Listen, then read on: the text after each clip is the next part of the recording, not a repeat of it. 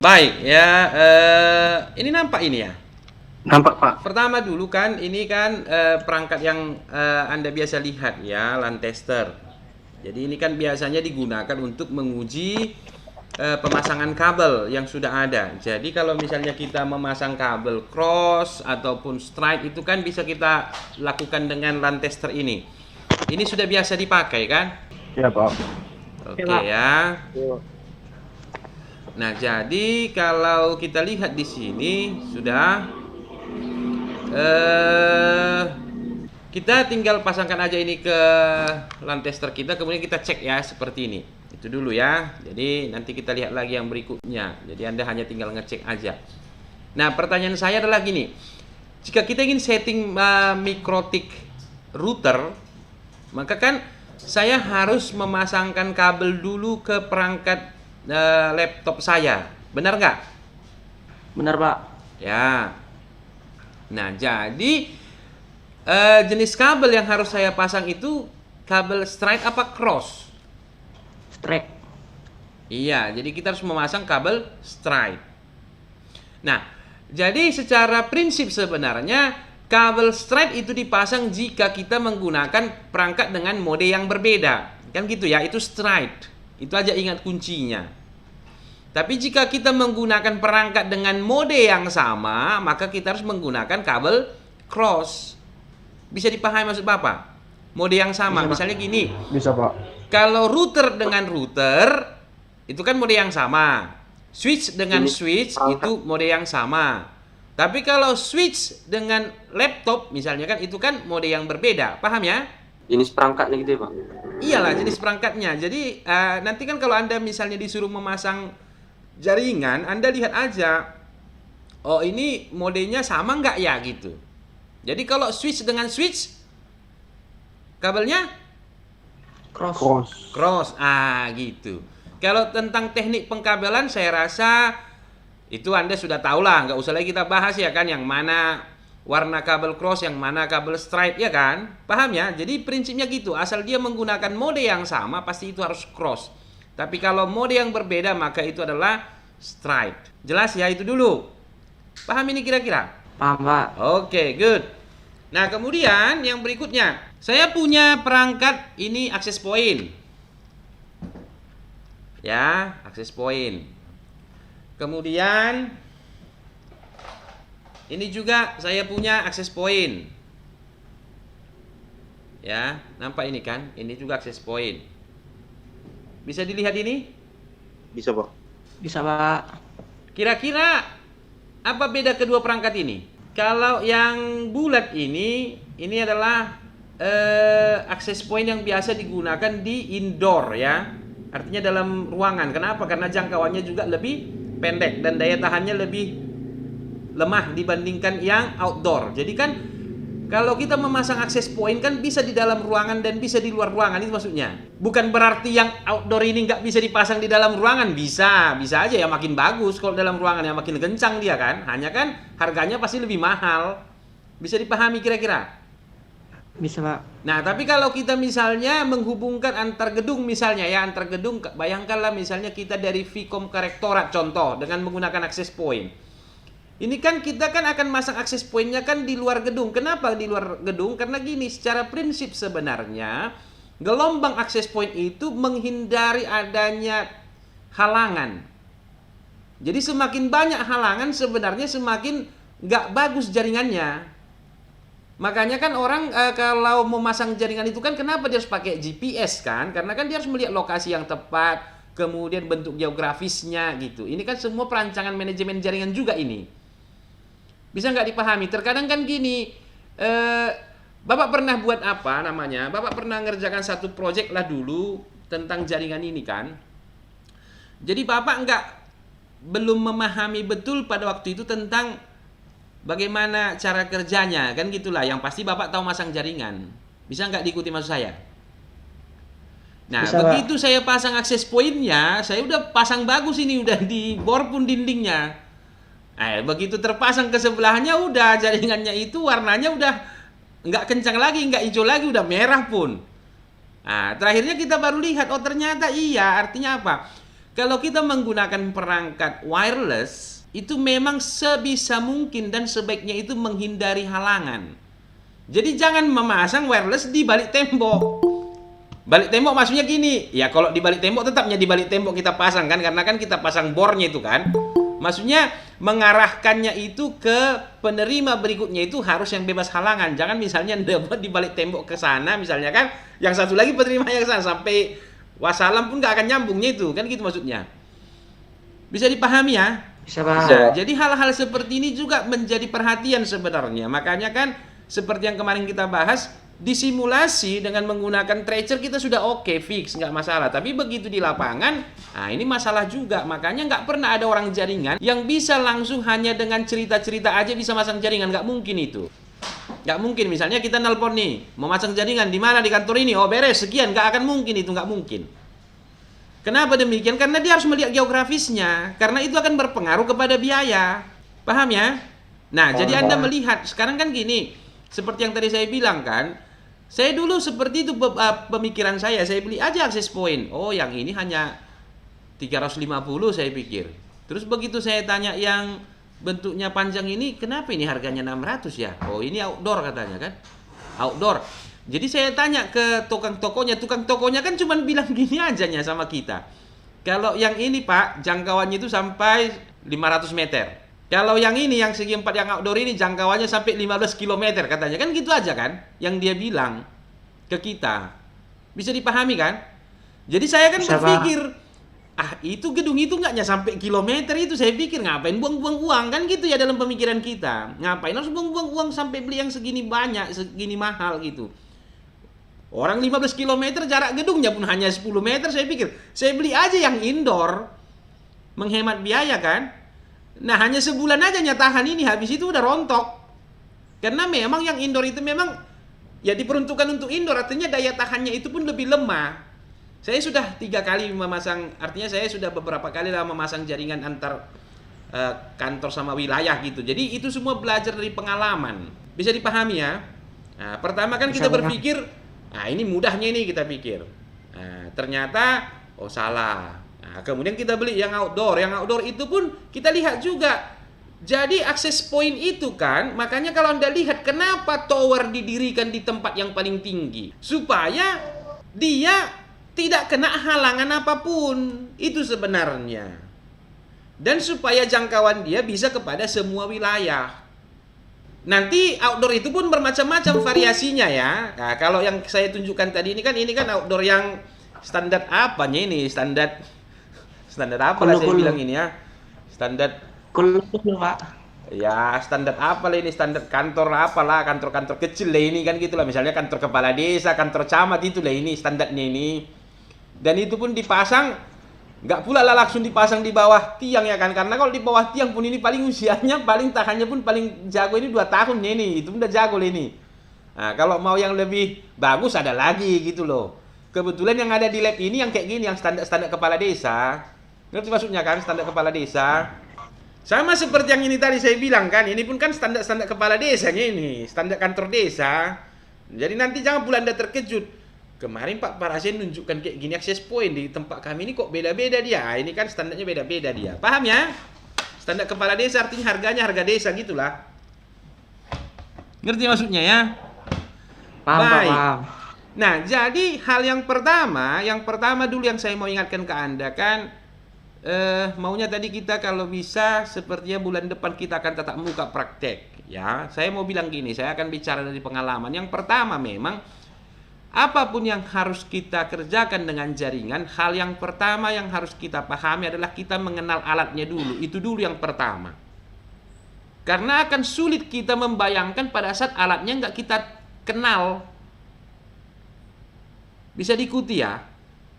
Tahu dulu kita alat itu apa, alat ini jenisnya apa, fungsinya apa, kelemahan, keunggulannya apa, itu dulu. Jadi seorang perancang manajemen, seorang perancang jaringan harus tahu semua alat.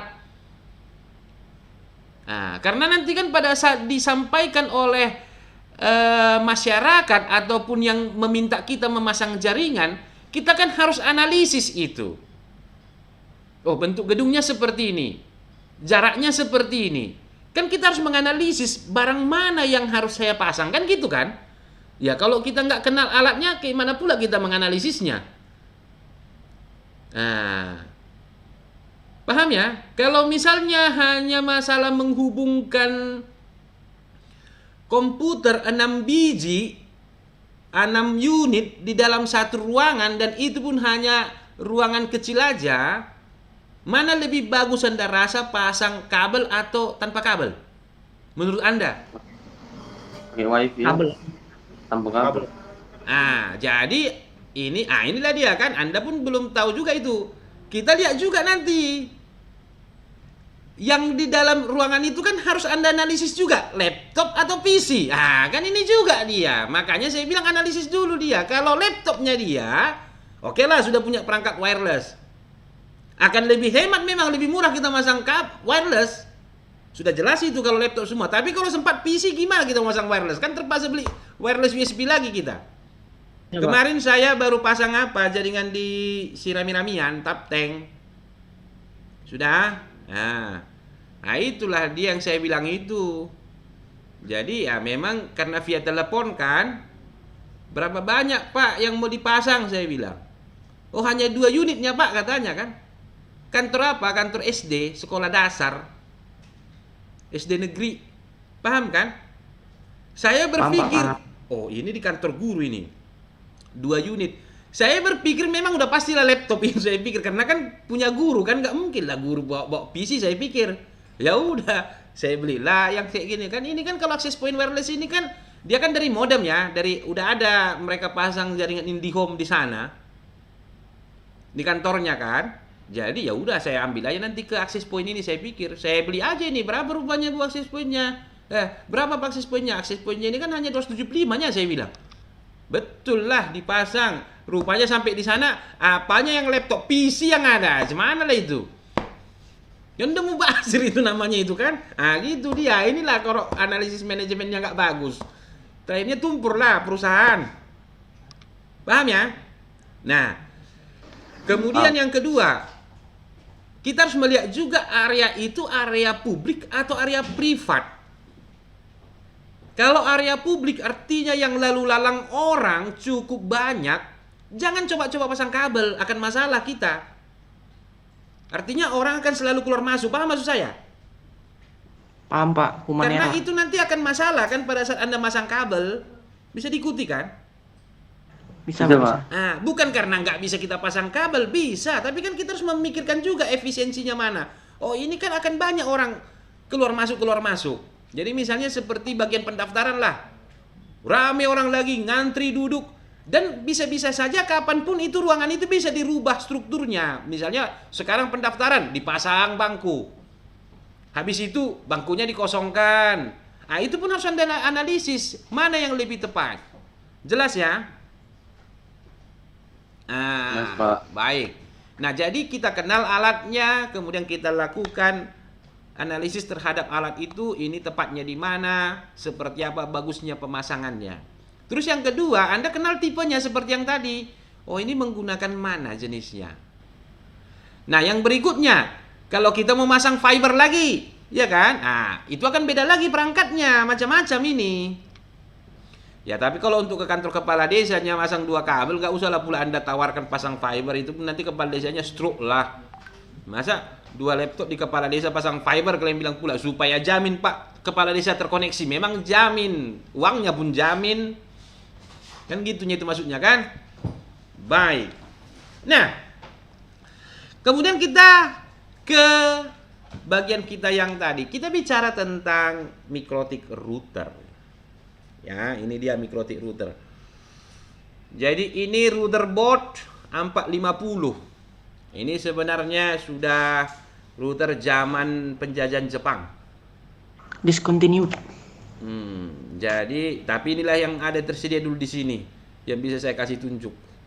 Adanya memang kita punya itu yang RB 1200, cuman masih dalam kotak, belum dibuka. Nanti kalau saya Itu buka, ada, Pak. pertanggungjawaban ke rektorat agak rumit. Baik ya. Nah, yang pertama dulu Anda tahu fungsi router, kapan router dipakai. Ya, makanya saya bilang akan kembali semua kepada analisis perangkat. Ya. Kenapa saya harus pakai router? Jadi router itu menghubungkan, bisa nggak router menghubungkan router dengan router? Nah, itu dulu pertanyaan saya. Bisa, Pak. Bisa. Bisa nggak router menghubungkan router dengan laptop? Bisa. Bisa. Menghubungkan router dengan switch, hub? Bisa. Jadi kesimpulannya router itu bisa menghubungkan yang manapun. Nah, itulah dia. Kecuali menghubungkan yang nggak nampak, itu nggak bisa memang. Ya kan? Kalau kalian bilang, berarti bisanya kita menghubungkan dengan roh. Ah, itu nggak bisa kebetulan karena rohnya. Tapi kalau mereka pakai router bisa juga sih. Cuma nanti ditanya ya kan dia apa sana. Karena katanya sekarang banyak juga roh-roh itu sudah main internet. Main WA dia. Jadi kalau itu memang mau dihubungkan bisa juga pakai router karena IP mereka pasti beda itu. Itu udah jelas ya. Nah, tapi secara prinsip sebenarnya kita bukan berbicara terhadap jenis perangkatnya kalau kita bicara dengan router. Bisa dipahami ya. Jadi jangan pula nanti misalnya, oh ini ada switch, oh ini ada laptop, oh ini ada access point misalnya. Berarti saya harus pasang router macam kata Pak Parasian, ini dengan perangkat yang manapun. Jadi sebenarnya secara prinsip router itu bukan masalah kepada perangkatnya yang berbeda, bukan. Jadi dia bisa menghubungkan dengan perangkat manapun, iya. Tapi secara prinsip sebenarnya router itu dipakai kalau kita ingin menghubungkan jaringan dengan network ID yang berbeda. Ah, itu sebenarnya. Jadi supaya kita bisa tahu bahwa kapan saya memakai router. Memang benar seperti yang tadi saya bilang kan, dengan perangkat manapun bisa dia dihubungkan. Tapi kalau kita mau memasang ini sebenarnya karena kita melihat ada nggak kemungkinan IP yang berbeda di sana. Itu sebenarnya prinsipnya. Jadi supaya Anda bisa lihat. Jadi jangan nanti misalnya, oh pasang jaringan katanya. Iya Pak Kepala Desa. Apa yang mau dibeli? Router. Ya tanya dulu dia mau ngapain ya kan. Kalau hanya IndiHome aja dia pasang, terus dia mau minta ke laptopnya Pak Kepala Desa sama Sekretaris Desa, ngapain? Pakai router. Tapi kalau sudah dipasang orang IndiHome di sana ya routernya itu maksud saya. Kalau belum juga memang ya terpaksa juga kita pasang, itu udah pastilah. Kan sekarang kan kenapa saya bilang IndiHome bukan karena saya mau promosi produk, bukan. Sekarang kan rata-rata orang pakai IndiHome itu maksud saya. Paham kan? Pokoknya Paham, Pak. jaringan yang masuk ke rumah kita lah gitulah. Jadi jangan nanti langsung beli router kita bilang enggak. Tapi kalau misalnya oh ini nanti mau dibagi lagi ke sana, itu baru kemungkinan kita harus menggunakan router. Kenapa? Karena saya harus membagi jaringan juga. Kalau membagi jaringan berarti kan sudah otomatis akan berbeda IP-nya itu ya. Ngerti maksud saya kan? Kalau dibilang bagi jaringan katanya, jangan pula Anda pikir ya udahlah langsung aja otomatis ya kan. Semuanya dengan satu IP, itu bukan membagi namanya itu ya. Memang tetap juga sih membagi, ditembak aja ya kan.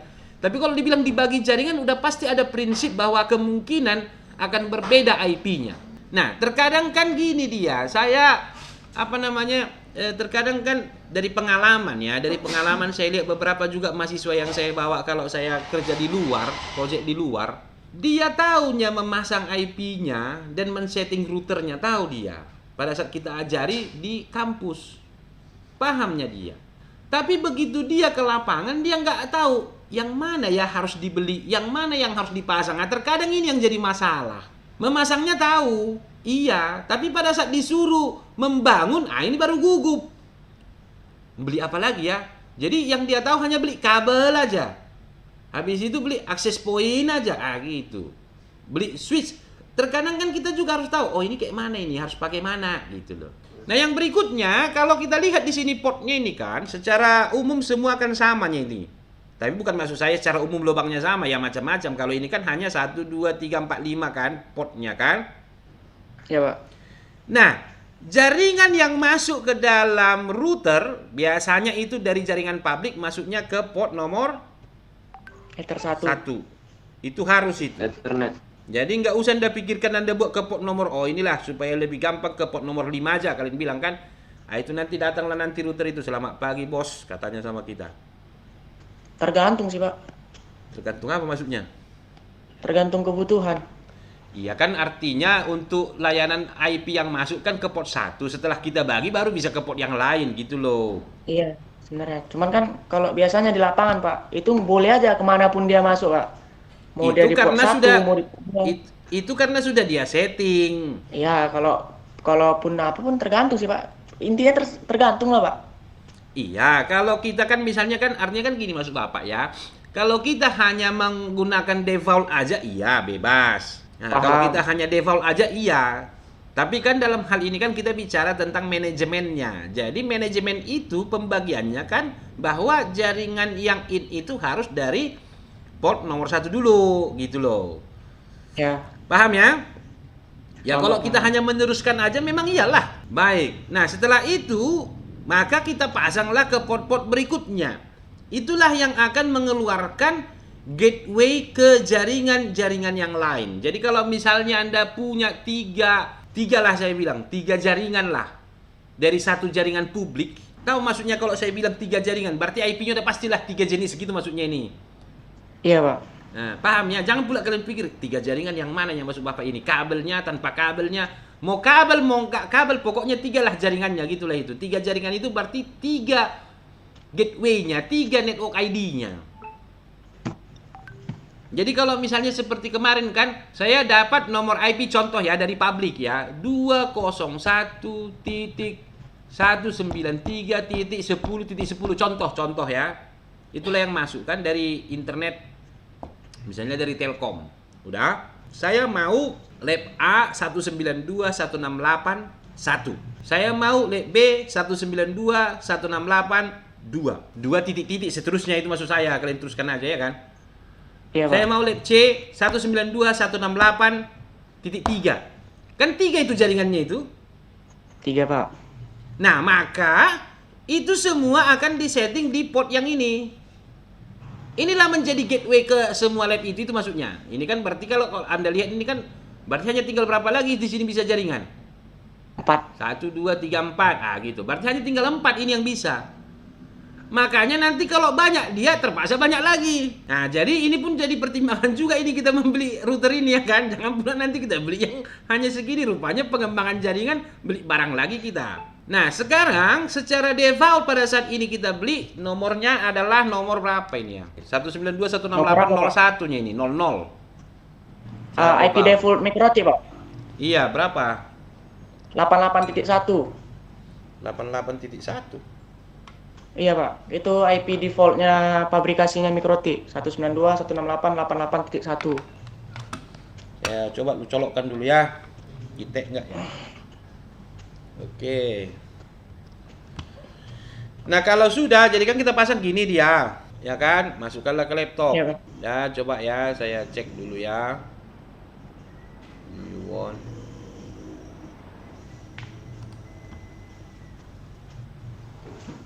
Nah, kalau sudah, maka Anda bisa lihat seperti ini.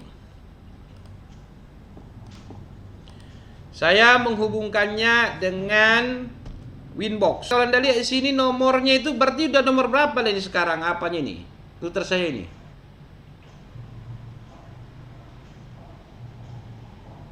Nomor apa nih Pak maksudnya? Nomor IP router saya yang sudah saya setting. Oh itu 192.168.15.1. Maka ini saya connect-kan lah ini ya kan. Nah ini udah terhubung dia, connect. Error. Nah ini dia yang repot itu kita. Apanya passwordnya nih? Itu Pak 1100 itu Pak, bukan GX4 itu Pak. Bukan 450. Itu punya Picom itu Pak. Bukan yang tadi, bukan yang hitam. Loh, dari mana masuk jaringannya ke sini? Mana ada? Itu Pak RB 1000. Oh, pakai WiFi. Alah alah.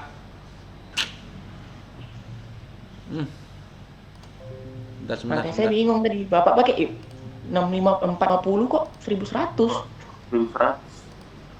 Sebentar. Saya rupanya terhubung ke sana ya.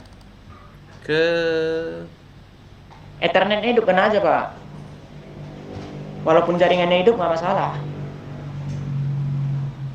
masalahnya ini nggak dideteknya nih sekarang ini ha. Itu ada tombol reset nggak Pak? Setahu saya kalau ada config nggak mau baca. Kalau ada di config. Kalau ada tombol reset kita reset dulu. Sini, coba dulu. Enggak, pulpennya mau ku colok ini. Masalahnya ini enggak masuk memang ini. Kurasa sudah rusaknya ini. Ini yang jadi masalah. Dicolok portnya hidup nggak Pak? Port satunya hidup nggak Pak? Colok ke laptop. Hidup terusnya ini. Bentar ya. Bentar ya, saya colok, saya reset dulu ya. Iya, Pak. Aduh. Ini kabel kita ini pun kurasa masalah juga ini, cacingan ya kabel ini. Mana? Itu. Laptop Bapak IP address-nya di setting nggak Pak? Kosong. Bentar dulu, ini apa kita ini kurasa yang udah rusak ini.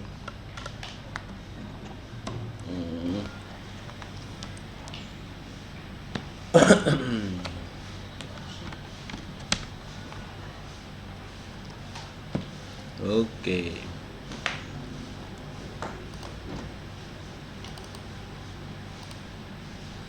Memang nggak maunya dia, nggak masuk angin dia nih.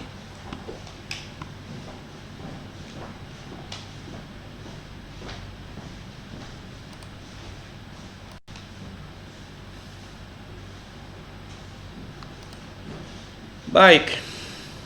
Jadi untuk sementara memang ini lagi masalah, saya rasa nggak bisa apapun dilakukan dengan ini. Sebentar ya. Ethernet card saya.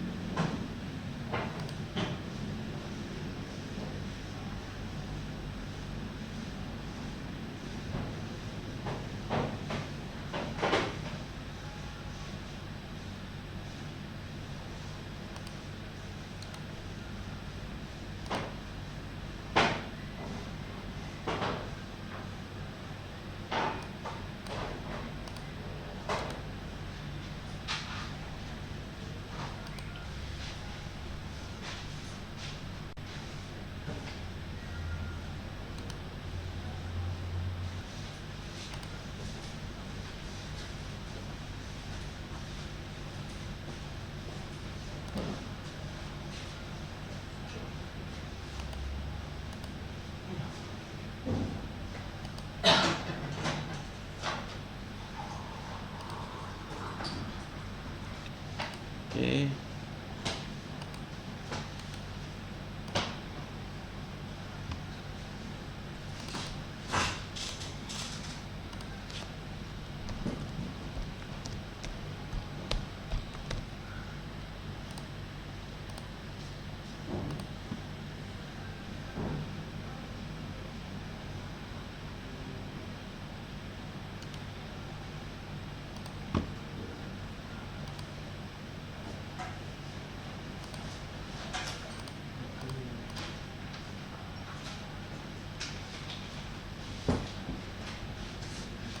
Sebentar ya.